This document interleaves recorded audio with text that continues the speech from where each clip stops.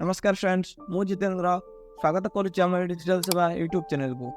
जदि आपण मैंने सारा इंडिया रे टंका जमा करथिले तबे आपण मैंने जमा करथिबा टंका फेरी पाइबे। हाँ सागर मैंने केंद्र गृह मंत्री अमित शाह एने सीआरसीएस पोर्टल को लॉन्च करछंती।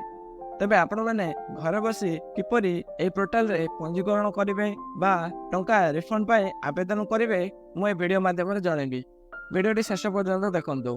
सांग माने सीआरसीएस पोर्टल रे पंजीकरण बा आवेदन करने पाई प्रथमे आपणकर आधार कार्ड रे मोबाइल नंबर लिंक थिबा निहाती आवश्यक एवं आपणकर बैंक खाता रे आधार लिंक थिबा निहाती आवश्यक।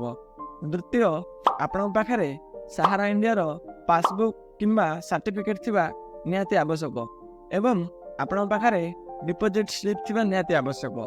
पंजीकरण बा आवेदन पाई मोबाइल बा कंप्यूटर रे www.mocorefund.crcs.gov.in लिखि सर्च करंतु। एही पोर्टल रो लिंक वीडियो डिस्क्रिप्शन रे देछि, सेठारे क्लिक करी मध्य एही वेबसाइट को पहुंच परिबे। ऊपर लिखा थिबा डिपॉजिट रजिस्ट्रेशन ऊपर क्लिक करंतु। आधार कार्ड नंबर तळे आपणको आधार कार्ड रो लास्ट 4टी संख्या एठारे लिखंतु। तळे आपणको आधार कार्ड रे लिंक थिबा मोबाइल नंबर टी लिखंतु। गेट ओटीपी ऊपर क्लिक करंतु। एंटर ओटीपी तळे आपणको मोबाइल को आसीथिबा ओटीपी टी एठारे लिखंतु। वेरीफाई ओटीपी ऊपर क्लिक करंतु। एबे आपणको पंजीकरण टी कंप्लीट हो जिवो। नेक्स्ट आपण डिपॉजिट लॉगिन ऊपर क्लिक करंतु। पुणी थरे आपणको आधार कार्ड लास्ट 4टी अक्षर एवं मोबाइल नंबर लिखि गेट ओटीपी ऊपर क्लिक करंतु। एठारे ओटीपी टी लिखि वेरीफाई ओटीपी ऊपर क्लिक करंतु। एही परि गोटे पेज ओपन हो जिवो। एठारे आपण 5टी स्टेप रे रिफंड पाए आवेदन करि परिबे। फर्स्ट टर्म एंड कंडीशन ऊपर क्लिक करी नेक्स्ट ऊपर क्लिक करंतु। द्वितीय स्टेप रे एठारे आपणकर संपूर्ण आधार कार्ड नंबर टे लिखि गेट ओटीपी ऊपर क्लिक करंतु। आपणको आधार कार्ड रे लिंक थिबा मोबाइल नंबर को गोटे ओटीपी जीवो। ते ओटीपी टे एठारे लिखि वेरीफाई ओटीपी ऊपर क्लिक करंतु। एठारे आपणकर name, date of birth, father name show करिवो। तळे आपणको जीमेल आईडी लिखि सेव ऊपर क्लिक करनंतु। एठारे जदि आपणको पाखरे जीमेल आईडी अछि तेबे लिखंतु, नचेत नाही।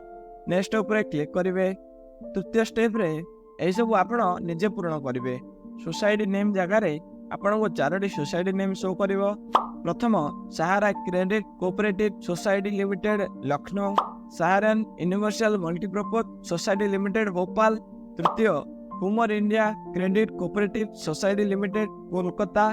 चतुर्थ Stars multipurpose cooperative society limited Hyderabad. आपण जो सोसाइटी रे टंका जमा करथिले तारि ऊपर क्लिक करनेबे। आपणको सहारा इंडिया सर्टिफिकेट रे लेखा एठारे आपणको सहारा इंडिया सर्टिफिकेट बा पासबुक को देखि मेंबरशिप नंबर टी लिखि नेबे। एठारे आपण टंका जमा करथिबा रिसिप्ट को देखि एठारे रिसिप्ट नंबर टी लिखि नेबे। सर्टिफिकेट बा पासबुक नंबर टी एठारे लिखि नेबे। केबे आपण सहारा इंडिया रे अकाउंट ओपन करथिले ता एठारे लिखि नेबे। एठारे आपण टोटली सहारा इंडिया रे केते टंका जमा करथिले ता लिखि नेबे। जदि आपण आगरु किछि टंका पाइथिले तेबे एठी प्रथम रे क्लिक करनेबे। जदि आपण किछि टंका लोन आकार रे पाइथिले बा लोन आकार रे आनिथिले तेबे सेकंड ऊपर क्लिक करनेबे। जदि किछि टंका पाइ नांदी बा लोन नै नांदी तेबे कोनोसी भी टिक करिवे नाही। एठारे अपलोडिंग डिपॉजिट सर्टिफिकेट ऊपर क्लिक करे आपणको पाखरे थिबा डिपॉजिट स्लिप बा सर्टिफिकेट को अपलोडिंग करनेबे। ऐड क्लेम ऊपर क्लिक करनेबे।